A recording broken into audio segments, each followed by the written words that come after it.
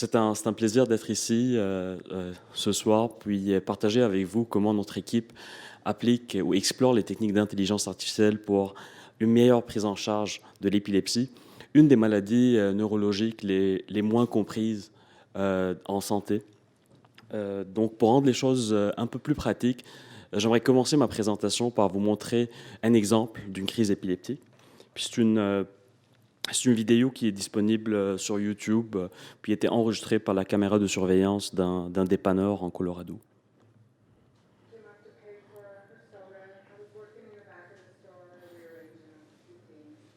Came up to the counter to help her, and I talked to her right there, and she answered me, no problem or anything. And I'm a mom, I'm a grandma, I love babies, so I wanted to see if I could get the baby to talk to me or smile or anything.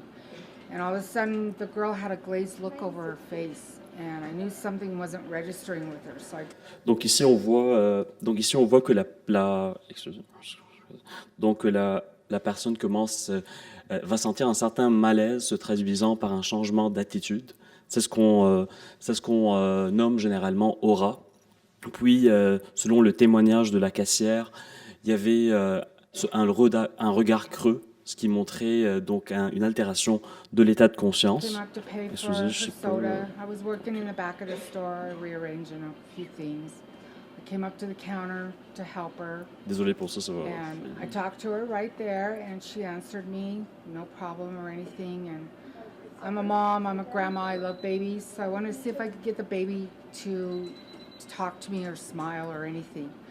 And all of a sudden, the girl had a glazed look over her face, and I knew something wasn't registering with her. So I grabbed the baby's arm, and I was trying to say, "Do you need help? Donc Do c'est I ici need to qu'on a get une something? altération What's de l'état de wrong?" And she conscience. just was lost in space, her look. So I thought, I gotta Puis, take this baby ceci a before été something suivi happens. par ce And qu'on right there, appelle une généralisation she falls. tonico-clonique And I don't secondaire. even remember Donc on le grabbing connaît her, but I plus couldn't hang on to her.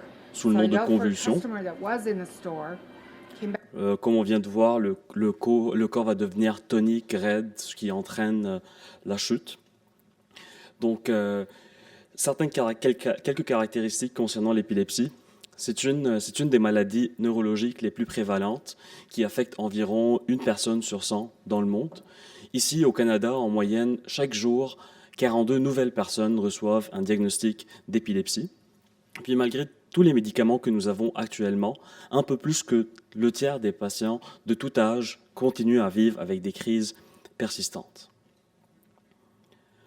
Selon un récent sondage en 2016 auprès de 1200 patients, l'aspect le plus dérangeant de l'épilepsie était la nature imprévisible des crises, ce qui créait une source constante d'anxiété pour les patients et les disposait à des risques élevés de blessures.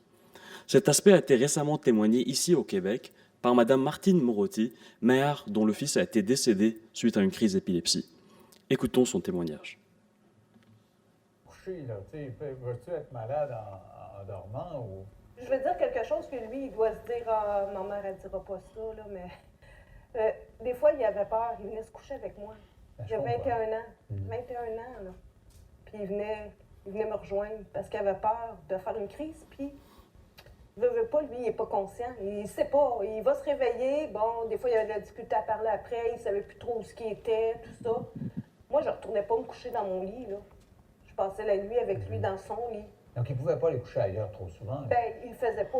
Quand il était Ouais. plus jeune, il disait, oh, je reviendrai pas à soir, je vais coucher à un tel. On le revoyait toujours après. Ouais, ouais. Toujours. Et le soir, Donc, certaines des difficultés que l'on rencontre aujourd'hui lors de la prise en charge de patients atteints d'épilepsie réfractaire pourraient être surmontées en concevant des algorithmes capables de détecter, voire prédire les crises et les implémenter dans des systèmes à boucle fermée que l'on discuterait aujourd'hui. Évidemment, les systèmes de détection de crise ont tous comme inconvénient que la crise a déjà commencé.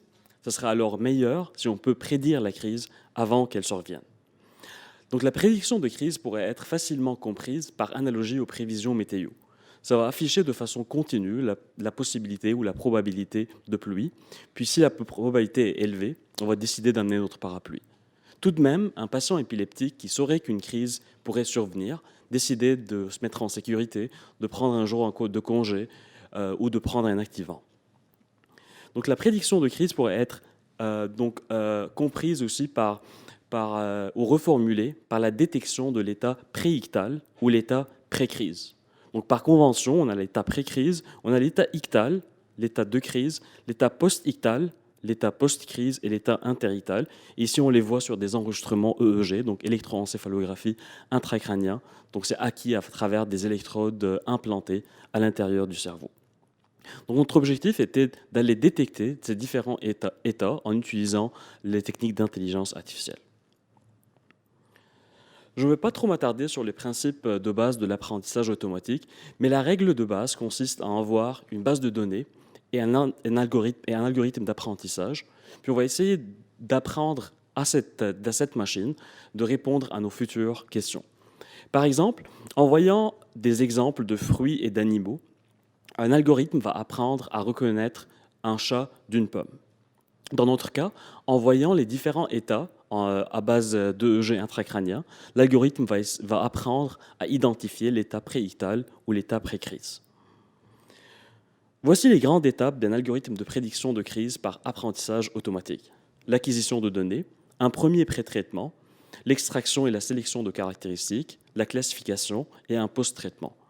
Nous allons voir chacune de ces étapes en plus de détails dans les diapositives subséquentes.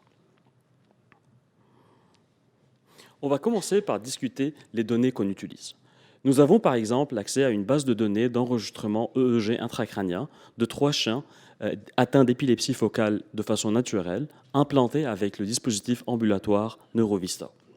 Ce sont des enregistrements qui ont été obtenus à l'aide de 16 électrodes implantées de façon bilatérale, donc dans les 2 hémisphères du cerveau, et échantillonnées à 400 Hz. Une autre source de données que nous utilisons actuellement est la base de données de Melbourne. Ici, ce sont des enregistrements EEG de patients épileptiques implantés avec le même système ambulatoire Neurovista. Évidemment, nous avons aussi les données EEG intracrâniens obtenues chez nous au CHUM dans le cadre d'une évaluation préchirurgicale. En effet, l'investigateur principal de notre laboratoire avait conservé tous les données en fait, des patients admis pour évaluation préchirurgicale dès le début de sa pratique aux alentours de 2002. Donc, voici un exemple de ces enregistrements. Ils sont obtenus avec des électrodes placées au niveau du cerveau, donc pour avoir l'activité électrique de surface, puis complémenté avec des électrodes de profondeur pour aller enregistrer l'activité électrique des structures profondes comme l'hippocampe ou l'insula. Comme on le voit, on a plus d'électrodes, on a environ 128 électrodes. La fréquence d'échantillonnage est plus élevée, on a 2000 Hz. Toutefois, la durée d'enregistrement est plus courte vu qu'elle est limitée à l'hospitalisation du patient. Revenons donc à chacune de nos étapes. La deuxième partie consiste en un pré-traitement. C'est juste pour améliorer la qualité de signaux. On peut par exemple appliquer des filtres ou sélectionner des bandes fréquentielles d'intérêt ou simplement enlever les artefacts. Ensuite, c'est l'étape de sélection des électrodes, puis c'est une étape critique dans les algorithmes de prédiction durant laquelle on va aller chercher quelle électrode porte les informations pertinentes pour la prédiction de crise. Ça pourrait être basé sur les signaux bruts, donc par exemple le SNR, Signal to Noise Ratio, le rapport signal sur bruit, les caractéristiques du signal, par exemple la moyenne ou l'amplitude des signaux EEG, ou sur une caractérisation globale, comme par exemple dans le domaine d'épilepsie, est-ce que c'est des électrodes situées dans le foyer épileptique, donc dans la zone malade du cerveau, ou ailleurs.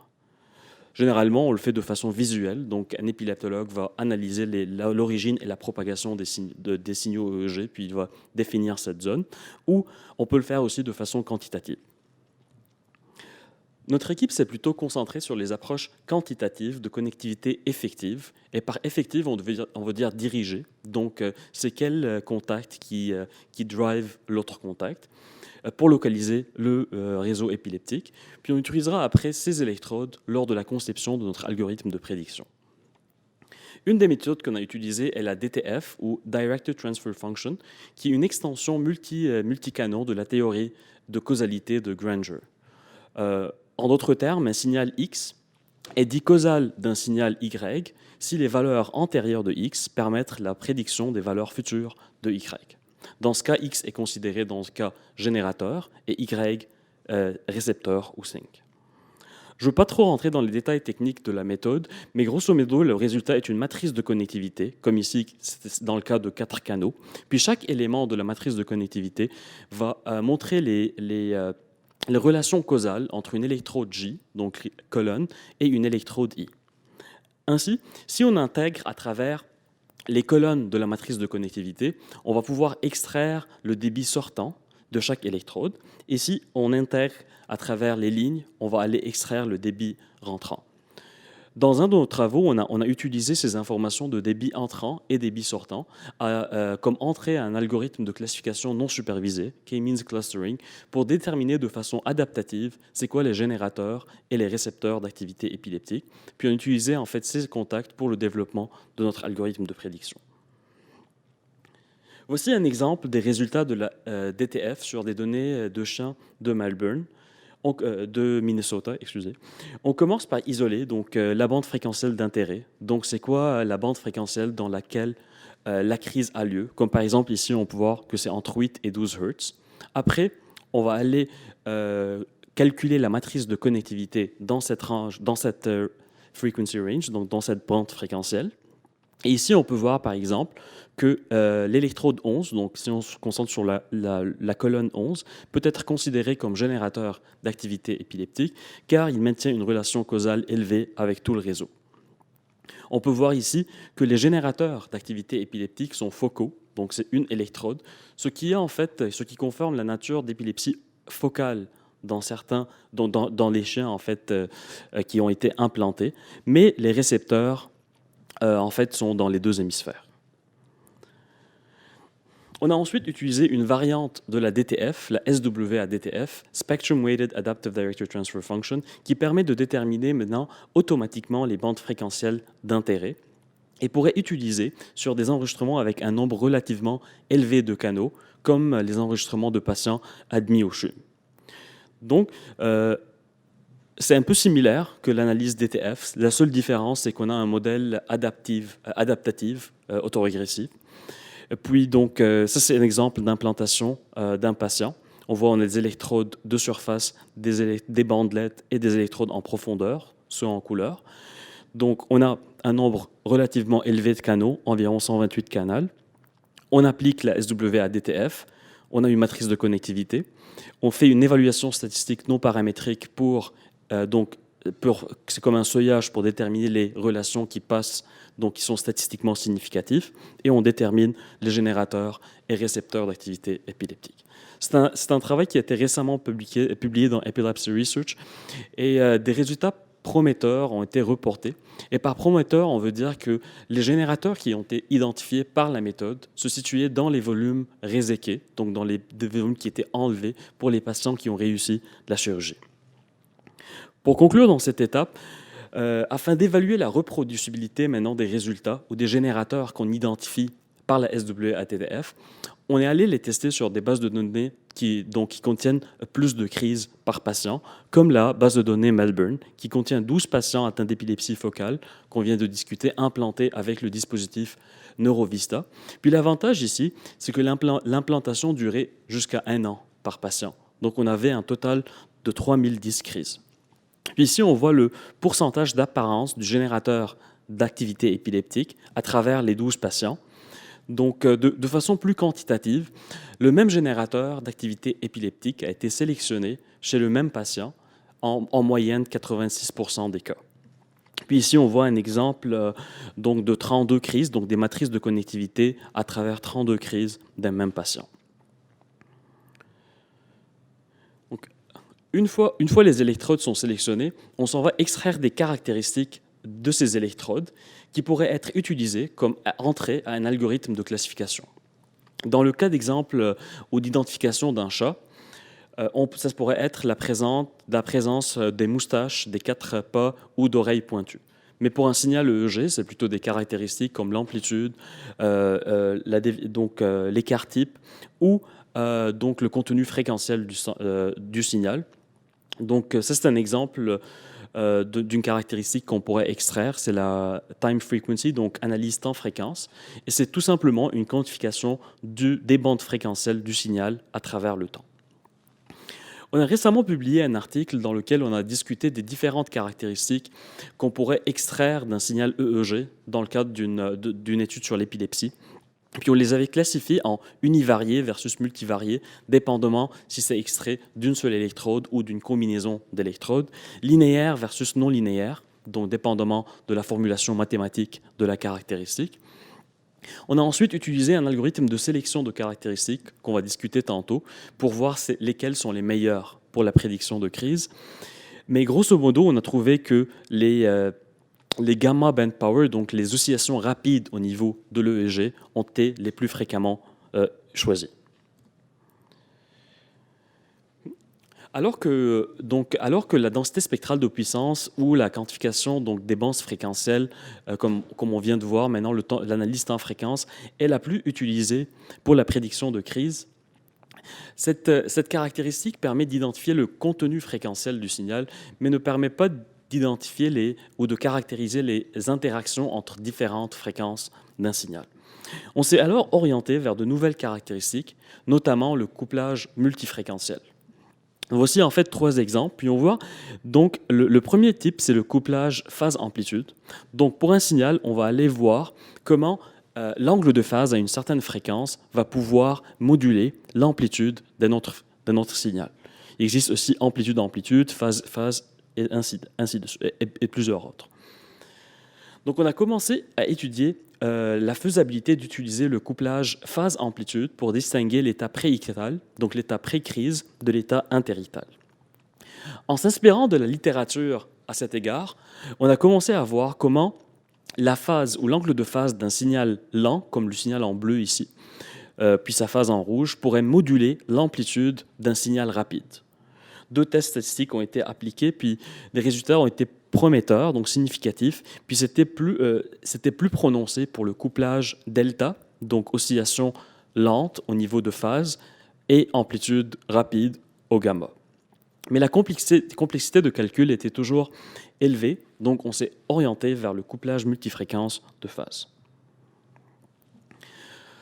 Plus précisément, on a utilisé le B-spectrum, qui est en fait une analyse de statistiques d'ordre élevé, qui permet d'analyser donc le couplage entre 2 fréquences, F1 et F2.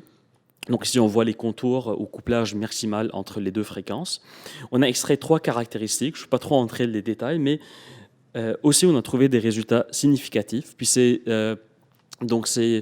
résultats différaient à travers différents sujets. Mais un fait intéressant ici, donc ça c'est un exemple de résultat. Donc ici on voit le pourcentage de crises pour lesquelles on avait des résultats statistiquement significatifs. Puis les canaux. Puis donc les canaux en fait de 1 à 8, c'est des canaux dans un lobe. Puis les canaux 9 à 16, c'est les canaux contralatéraux, donc dans l'autre lobe. Puis on voyait que pour les chiens atteints d'épilepsie focale, donc dont le foyer est dans un seul lobe, donc soit gauche, soit droite, on avait des changements bilatéraux, donc à droite et à gauche. Puis un fait intéressant, c'est que ces changements coïncidaient avec ceux qu'on avait trouvés dans l'analyse de couplage phase-amplitude. Donc, une fois on extrait les caractéristiques, la prochaine étape, ce sera de sélectionner les meilleures caractéristiques. En d'autres termes, c'est celles qui vont permettre de mieux identifier l'état préictal. C'est une étape critique dans le domaine de prédiction de crise, vu que différentes caractéristiques sont choisies par patient, et cela, en fait, pourrait aussi diminuer les capacités, les puissances computationnelles. Donc, plusieurs algorithmes ont été proposés dans la littérature. Et dans le temps, on avait fait une analyse pour comparer différents algorithmes. Puis on montrait que la combinaison d'algorithmes génétiques avec d'autres algorithmes, comme par exemple ici, on voit MRMR, Minimum Redundancy, Maximum Relevance. Donc, c'est un algorithme qui va minimiser la redondance entre les caractéristiques et augmenter la relevance avec le target, était une des approches qui augmentait la surface ou la surface au-dessous de la courbe ROC, donc Receiver Operating Characteristic. On a également proposé une nouvelle fonction de coût pour une architecture spéciale d'algorithmes qu'on appelle algorithmes génétiques. Je ne veux pas trop rentrer dans les détails techniques des algorithmes génétiques, mais l'avantage d'un tel algorithme, c'est qu'il va permettre de voir c'est quelle combinaison de caractéristiques est importante ou est une bonne combinaison pour identifier l'état préictal, au lieu de faire un ranking donc par ordre d'importance de chaque caractéristique individuelle. Si on revient à l'exemple du chat, alors que la caractéristique oreille pointue pourrait être considérée comme une caractéristique importante pour l'identification d'un chat, c'est plutôt les caractéristiques oreille pointue, présence de moustache et 4 pas qui vont permettre la détection que c'est un chat. Donc, la façon qu'on code ça, donc l'ensemble des caractéristiques est codé sous forme d'un chromosome binaire, donc, et chaque élément ou gène en termes plus donc biologiques du chromosome est une caractéristique. 1 pour sélectionner, 0 pour non sélectionner. On va faire des itérations, et à chaque itération, on va faire une mutation. Donc, on va changer ce gène de 0 et 1, ou des opérations de croisement, donc on va changer des séquences.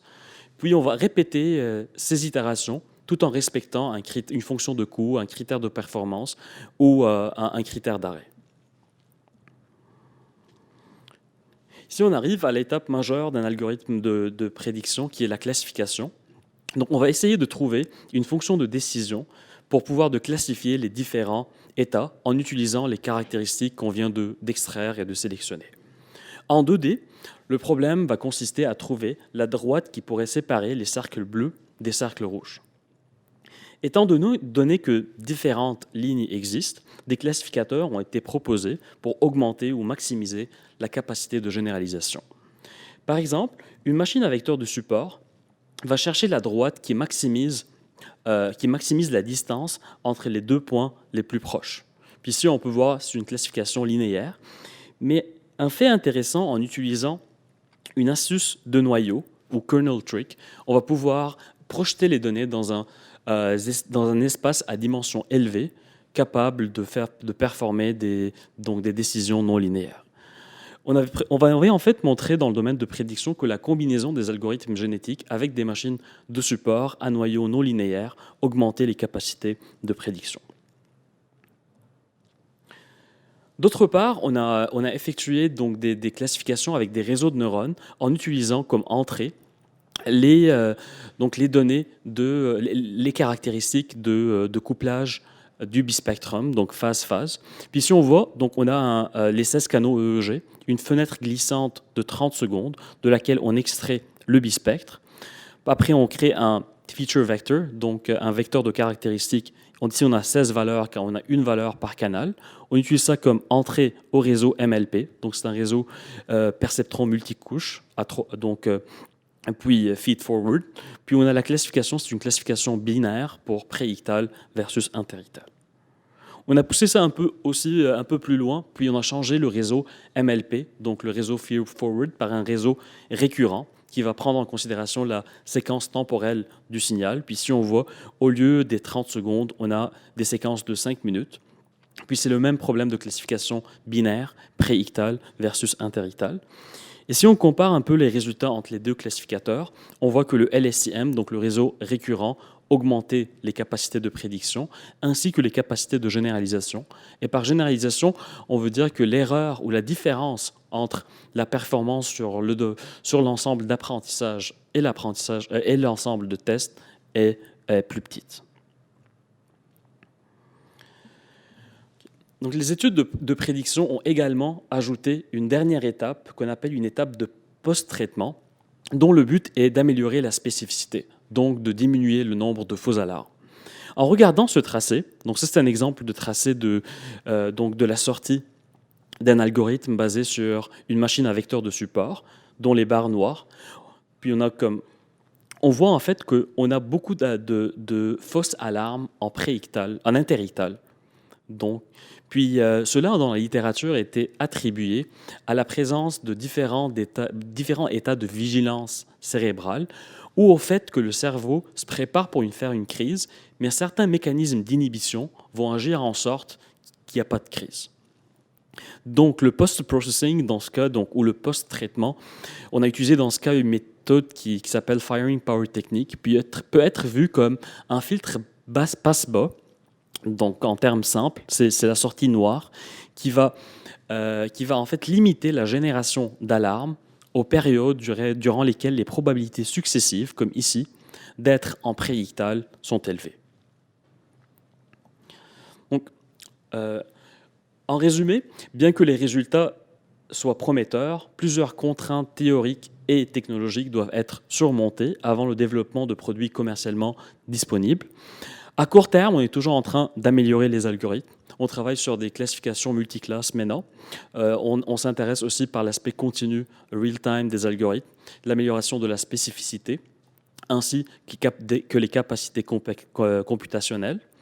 Une fois réglées, à terme moyen, ce sera plus la mise en œuvre matérielle de ces algorithmes pour aller les intégrer dans des systèmes à boucle fermée dans le futur, qui pouvaient être des advisory purposes, comme juste générer des alarmes, dire aux patients que vous êtes à probabilité élevée d'avoir une crise, ou des systèmes d'intervention à boucle fermée, comme par exemple les pompes à insuline pour les patients diabétiques, qui vont générer ou enclencher une stimulation durant les périodes à probabilité élevée de crise.